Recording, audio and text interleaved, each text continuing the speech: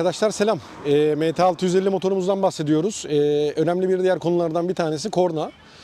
Korna bildiğiniz üzere egzoz manifoldunun hemen ağzında yer aldığı için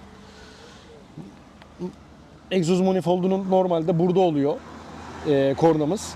Motor bloğumuz ısındığı zaman kornamız kesiyor. Ne yapıyoruz?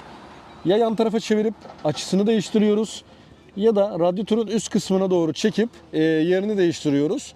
Motor bloğumuz ısındığı zaman korna kesme problemimizi ortadan kaldırıyoruz. Teşekkürler.